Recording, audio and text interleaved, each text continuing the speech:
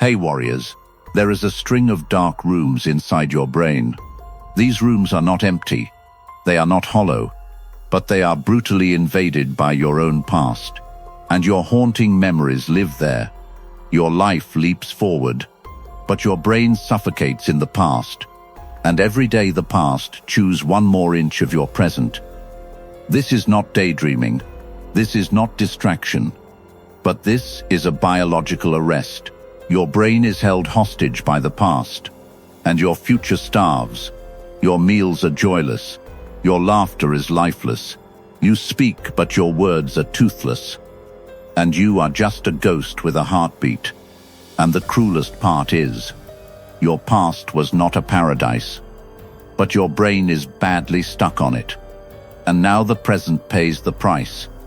Your career is shrinking, your relationships are thinning, and your life is on pause. And the pause is becoming permanent.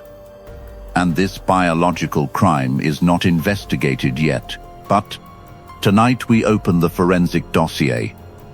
We will expose the crime back to its core. By the end of this dossier, the chaos will clear. You will rise. You will emerge. Emerge with the answers. The answer you have been seeking since long.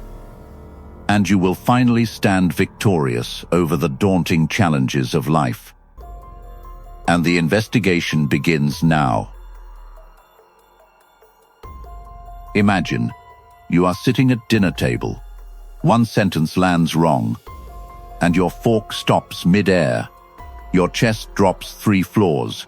Your body sticks to the table, but your brain crashes into the past. This is not a weak attention. This is not a mental fatigue, but this is your past stepping into your present. Psyche Dossier calls it the time arrest. In neuroscience, it is called memory intrusion. Your brain builds a museum of the past. It stores faces, voices, and even smells. A healthy brain visits the museum and returns, but your brain lives inside the museum permanently and sleeps inside the museum permanently. Then your haunting memories scream, silently, aggressively, brutally. One word at dinner table, one smell on the street, and the museum doors fly open. Your brain grabs you by the spine and drags you 5 years backward in milliseconds. Dr. Daniel Schachter at Harvard studied this forced entry. He mapped 7 flaws in human memory. One of them is called persistence. Persistence is the memory that refuses to die. You buried it, it resurfaced. You ignored it, it screamed louder. You moved cities, it moved with you. Schachter proved persistence is not a choice. It is a biological malfunction. The brain tags certain memories as permanent, and permanent memories do not obey your calendar. Time does not fade them. They scream at full volume, full intensity, full roar, full blow. Disturbingly, Dr. Endel Tulving at the University of Toronto proved it even worse. He discovered the brain does not play the footage of past. It virtually throws you into the past. Tulving called it mental time travel. It seats you back in the original room, original temperature, original heartbeat, and original fear. Your muscles tense, your breathing shifts, and your brain erased years in milliseconds. And your face just announced it. Your mouth half open. And your friend calls your name twice. Every eye landed on your frozen face. You recovered. You laughed. You said, "I am fine." But the silent verdict was already written. Something is broken in this person. And this silent verdict follows you to every dinner table. And the investigation into the infected present continues. Suppose your child is walking beside you, small fingers gripping your thumb, and tiny voice pouring out breathless story. You nod. You smile, but your ears are closed, and your brain stole these precious moments and crawled you back into your own childhood. Your child tugs your sleeve. You snap back, but your face is confused, and you missed the whole story. This is not absent mind. This is not parental fatigue. Psyche Dossier calls it the past processor. In neuroscience, it sits at the back of your brain. It is called the posterior cingulate cortex, a small curved region buried deep. In a healthy brain, it serves merely one purpose, and the purpose is to archive your own past. Every face, every walk, every loss. But in your brain, the processor is corrupted. It attacks your present and vomits your past. Your past falls over your child's face. Your old street invades your new street. And your old wound contaminates your new morning. This destruction piles up every day, and the present drowns under the weight of your own past. Dr. Judson Brewer at Brown University tracked this corruption. He tracked brains under live scanners and found cingulate cortex glowing red. In a healthy brain, this region is strictly disciplined. You call a memory. It delivers. You dismiss it. It stops. But in your brain, the discipline is collapsed. It fires when you laugh. It fires in the shower. It fires in the middle of your child's laughter. The present is deleted, and the past is installed. Your child's face goes blank, and your past is forced into the frame. Dr. Carl Friston at University College London exposed the deeper crime. He discovered that the brain is a prediction machine. It runs on one fuel, the fuel of your past experience. Most brains digest painful past, while an unhealthy brain actually marries to painful past. Friston called it the free energy principle. Toxic memories pollute your present mornings. Toxic fears contaminate your healthy relationships. And toxic griefs spoil your golden moments, even the warm moments with your child. And the penalty is harsh. 4 feet tall, gripping your hand, telling you an innocent story. Your child needed you for 90 seconds. But your brain stole those precious seconds. And your child quietly learned that the parent is here, but not actually here, and it will not fade. And one day your child will give up on you and stop looking at you, and the investigation into the broken past continues. Picture this. One night, your partner is breathing next to you, whispering about a rough day, a boss who crossed the line, a friend who betrayed, a project that collapsed, a payment that bounced.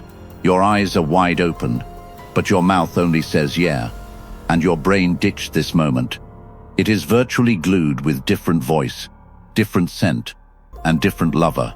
Your partner goes quiet, rolls over, and says nothing. But the distance just grew by another inch. This is not lost attraction. This is not a cold marriage. But your brain just discarded your partner. Psyche Dossier calls it the phantom partner. In psychology, it is called emotional withdrawal. It kills bonds faster than any fight. By day, your brain replays your romantic history. Old touch, old skin, old heat, the first kiss from an old flame, and the last fight with a person still carrying your name. Every dead romance preserved at full intensity. Your current partner speaks, but your brain plays an older voice. Your current partner loves you, but your brain equates it with older love, and the loyal love always loses. Dr. John Gottman at the University of Washington spent 4 decades studying what kills relationships and tracked thousands of couples in his lab. He measured their heartbeats, facial muscles, vocal tones, and he found one astonishing pattern. The pattern that predicts divorce with 94% accuracy. It was not fighting, it was not cheating, it was not even money, it was emotional withdrawal. Your partner is physically present but emotionally absent. The blank face is more destructive than the angry face. A fight proves the love is still alive. Withdrawal means you already said goodbye. Your body shares the bed, but your brain is stuck in the haunting past.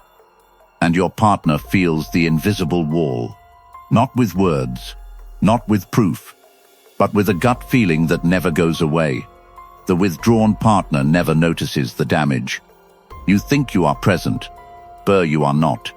Your partner is starving beside a full body. Seneca warned about this crime 2,000 years ago. In his letters to Lucilius, he left one verdict: that the absent mind is a silent killer. No rival can steal your partner. No betrayal can break the bond. But your own brain is a thief. It steals your attention night after night. And the cruelest penalty of withdrawal is: your partner will not scream. Your partner will not beg. They will slowly go quiet. First, the complaints stop. Then the laughter stops. Then one morning they look at you and feel nothing. Not anger, not sadness, nothing. And the final verdict is: the bond did not break. It will starve to death in a bed built for two. And the investigation into the toxic past continues. Let's say you are gearing up for a job interview. Big office, big opportunity, big chair across from you. The interviewer leans forward. Where do you see yourself in 5 years? Your mouth moves, but only silence pours out. Your brain races for a vision, any vision, but nothing arrives. The screen is all blank. Your brain cannot stretch forward, because it is leaned backward. The interviewer awaits, but the silence prevails, and the opportunity evaporates in the silence. This is not nervousness. This is not poor preparation. Forensic Dossier calls it the backward pull. In depth psychology, it carries a specific name. Rollo May called it the daimonic. It is a force beneath your conscious mind. It is not a feeling. It is not a thought. It is possession. Rollo May spent decades investigating this force at the roots of human behavior. In his book Love and Will, Rollo May exposed a disturbing truth. He exposed that the daimonic does not announce itself. It invades your psyche like an occupier and hijacks your brain like a malware. Your past becomes an authority, and your present becomes its slave. Unfortunately, you did not choose to live in the past, but the past chose to live in you. It invades your attention, it occupies your focus, and seizes your mornings, and nights as well. The past planted its flag so deep in your brain that you mistook it for your own identity. Remarkably, May proved the daimonic feeds only on one thing, and that is emptiness. Your present is empty. Your future is empty. And the unempty past rushes in, and the past draws its own map. Viktor Frankl further investigated the monster of past. He studied the survivors of concentration camps and exposed his findings in his book, Man's Search for Meaning. Frankl called it the existential vacuum. It is a hollow space inside the psyche where meanings once lived. He found a strange pattern among survivors of concentration camps. Those who collapsed were not the weakest. They actually lost their reason to face tomorrow. The brain panics when meaning departs, and it hunts for meaning. And the pursuit of meaning ends at the past. The past had a story, a map, a script. The present is empty, all blank pages. The brain jumps to the last chapter, the chapter where meaning actually existed, and reads it on repeat. Disturbingly, this vacuum traps you. It shrinks you. Your ambitions shrink. Your appetite for risk shrinks. Even your ability to imagine tomorrow shrinks. The interviewer asked where you see yourself in 5 years. But your brain is all empty.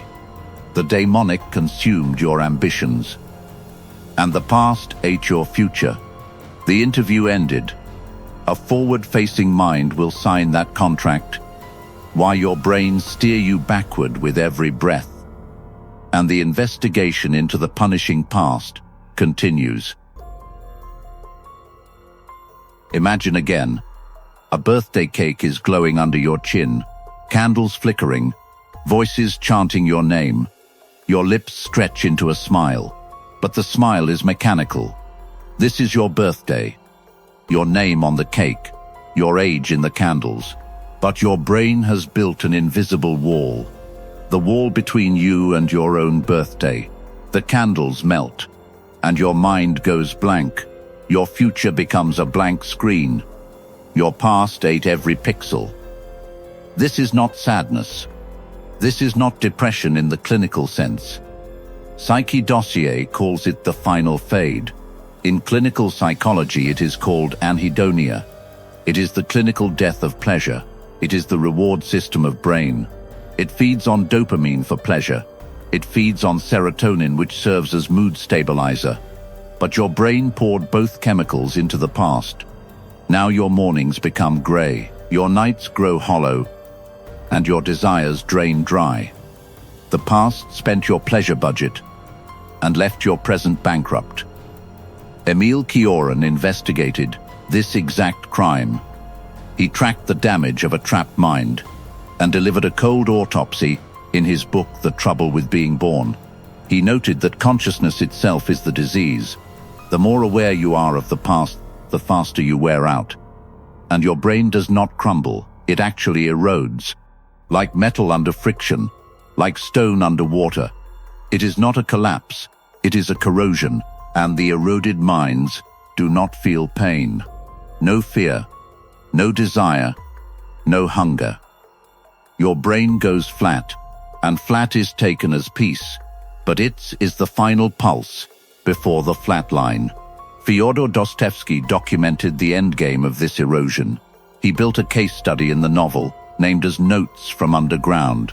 It was about a man trapped inside his own brain. He is hyper-aware. He is hyper-conscious. But he is hyper-locked. The underground man observes everything, but acts on nothing. He watches life pass through a window. But window cannot open. People build careers outside that window. People raise families outside that window. People chase dreams outside that window. But the underground man only presses his face against the glass. He is not weak. But his action-oriented brain corroded years ago. And without realizing, you are becoming the exact same man. Piece by piece. Slowly. Quietly. But permanently. Your friends will prosper. Your colleagues will flourish. And you will stand frozen behind the glass. And the final warning of this dossier is brutal. The damage does not announce itself until one birthday passes with no wish. Then another birthday passes with no desire. Then a third birthday passes. And you cannot remember why birthdays mattered. But by then, the damage is complete. And the investigation into the brutal past is over.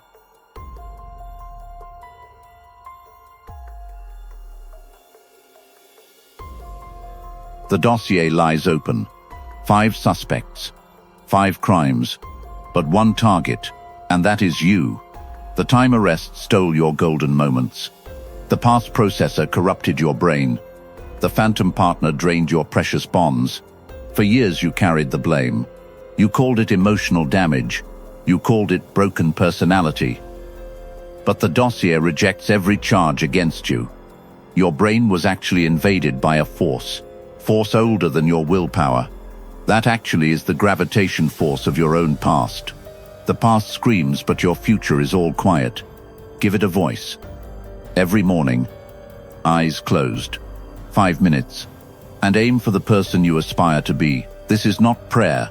This is not meditation. This is a battle against your past. Construct your future map with brutal precision. The dream city, the respected chair at work, the face you see in the mirror. Construct it laser sharp that your brain can even taste it. Unfortunately, your brain perfectly disowns the future. Give your future a voice, and the past will lose its breathe. Your brain cannot chase 2 timelines with equal force. Only one will win, and it will be your future. The more your brain sticks to the future, the less it burns in the past. It will not be an overnight victory, but morning by morning, days by days, until the future fully conquers over the past, until your brain stops the rewind and starts leaping forward. You entered this dossier as a hostage, holding the script of the past. You exit this dossier as an author holding the script of the future. The crimes are named, the criminals are exposed, and authority has returned. The investigation is over, and the dossier is closed.